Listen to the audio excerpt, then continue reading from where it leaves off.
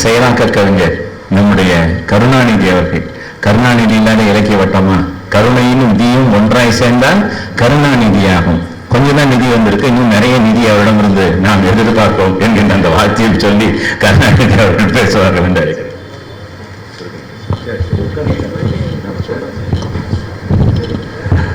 தம்மொழியே சிறப்பென்பார் தரணியிலே எவரும், அம்மொழியும் சிறப்பென்போர் அழுக்காறு எவர்க்கில்லை.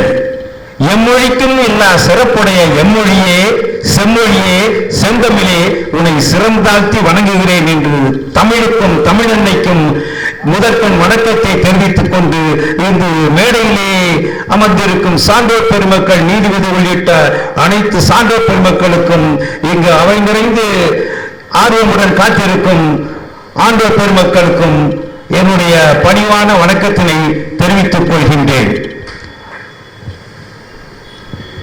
இது முகம் மாமணி அவர்களின் 96வது பிறந்தநாள் விழா இங்கு கொண்டாடப்பட்டுக் கொண்டிருக்கின்றது. பொதுவாக இலக்கிய கூட்டங்கள் நடத்துவது என்பதே இக்காலகட்டத்தில் மிகவும் கடினமான ஒரு செயலாகும். அதிலும் இந்த இலக்கிய வட்டம் 500 கடந்து 502வது கூட்டத்தை நடத்தி கொண்டிருக்கிறார்கள் என்றால் அது மிகவும் பாராட்டக்கூடியது, பெருமைப்பட வேண்டியது. அதற்கு இலக்கிய வட்ட நிர்வாகிகள் எத்தனை பாடுபட்டுள்ளார்கள் என்பதையும் நாம் அறிவோம். முகம் மாமணி அவர்கள் நம்மை போன்று பெரும்பாலும் ஏறத்தாழ அதிகமான பேர் சென்னைக்கு பல்வேறு மாவட்டங்களிலிருந்து வந்து குடியேறியிருப்பார்கள். அதனால் வந்தேரிகள் என்று சொல்வார்கள். அந்த மாதிரி வந்தேரிகளில் ஒருவர் தான் நம்முடைய முகம் மாமணி அவர்களுடைய பெற்றோர்கள். அப்படி அவர்கள் வந்து இங்கு கேகே நகர் வட்டத்தில் தங்கியிருந்து இந்த இலக்கிய வட்டத்தில் ஆரம்பித்துள்ளார். முகம் இதழையும் திறம்பட நடத்தியுள்ளார். ஏழ்மையான குடும்பத்தில் பிறந்து வெறும் 3வது மட்டுமே படித்து பின்பு படிப்படியாக மாலை வேளைகளில் அவர் ESLC, SSLC, PUC, பிகாம் மற்றும் பிஜிஎல் போன்ற பட்டங்களை பெற்று படிப்படியாக வாழ்க்கையில் முன்னேறி வந்துள்ளார். அவருக்கு இயற்கையிலேயே ஒரு ஈடுபாடு இருந்த காரணத்தினால் ஒரு பேச்சாற்றல் வளர்த்துக் கொண்டார். இலக்கியங்களில் உள்ள ஈடுபாடு காரணமாக கவிதைகள், நாடகம், வரலாறு போன்ற நிகழ்ச்சிகளில் பங்கேற்று திறம்பட செயல்பட்டுள்ளார். அவர் எழுதிய நூல்கள் 22 என்று கூறுவார்கள். அதில் அவருடைய தன் வரலாறும் உள்ளது.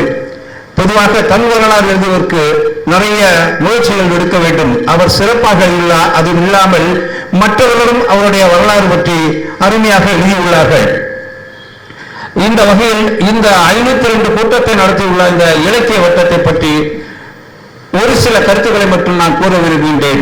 1980களில் ஆரம்பிக்கப்பட்ட இந்த இலக்கிய வட்டத்தில் ஏறத்தாழ ஒரு 400 ஆளுமைகள் இங்கு பங்கேற்று சிறப்புரையாற்றியுள்ளார்கள்.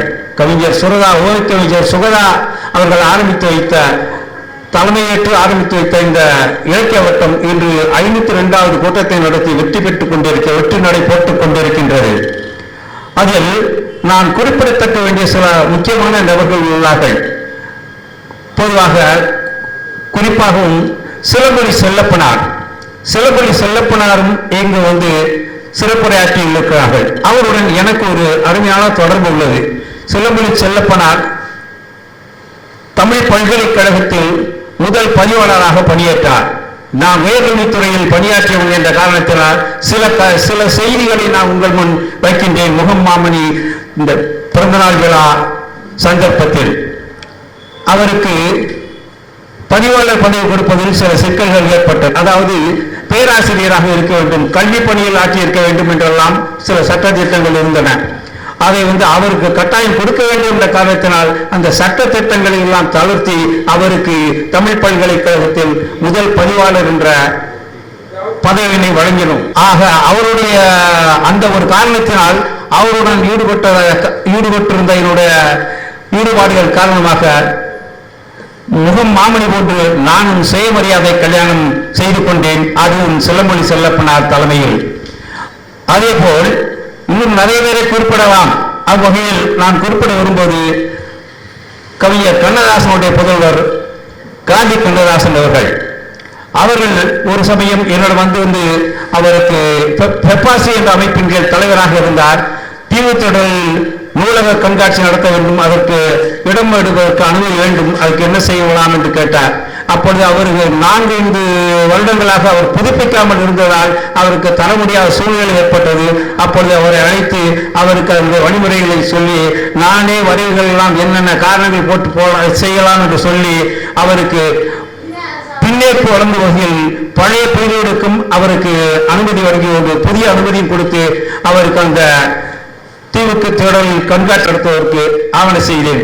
அதை அவர் மிகவும் அன்போடு ஏற்றுக்கொண்டு என்னுடைய முதல் நூல் வெளியீட்டு விழாவின் போது எனக்காக அணிந்துரை எழுதுகள் என்று கூறினேன். என்னுடைய தமிழனின் ஆட்சி என்ற நூலில் அவர் இறுதியாக எழுதியிருந்தார், எனக்கு பிடித்த பெயர்கள் 2, ஒன்று கண்ணதாசன், மற்றொன்று கருணாநிதி என்று. அவர் அவர் சொல்ல நினைத்தது கலைஞரையும் இருக்கலாம் என்னையும் இருக்கலாம் என்ற அடிப்படையில் அவர் எழுதியிருந்தார். அது இன்னமும் நினைவில் ஆடுகிறது. அதே போல் இந்த விழாவிற்கு இன்னும் முக்கியமாக ஒரு செய்தியை கூற வேண்டும். நான் இந்த இலக்கிய வட்டத்தில் பார்வையாளனாக இங்கு பங்கேற்று இருக்கின்றேன். இன்றுதான் முதல் முறையாக திரு கே பிரபாகரன் அவர்களுடைய முயற்சியினால், ஆர்வத்தினால், அவருடைய ஈடுபாட்டினால், இன்று அழைப்பினால் இன்று மேடையில் அமர்ந்திருக்கக்கூடிய ஒரு வாய்ப்பினை பெற்றுள்ளேன். பொதுவாக இங்கு உள்ளவர்கள் பெரும்பாலும் அனைவருக்கும் தெரிந்த அறிமுகமானவர்கள். அவர்களின் முகம் மூலமே அவருடைய முகவரி தெரியும். ஆனால் நான் அறிமுகம் தேடி வந்த புதுமுகம் என்ற காரணத்தையும் சொல்லி எனக்கு வாய்ப்பளித்த அனைவருக்கும் நன்றி கூறி விடைபெறுகிறேன். நன்றி, வணக்கம்.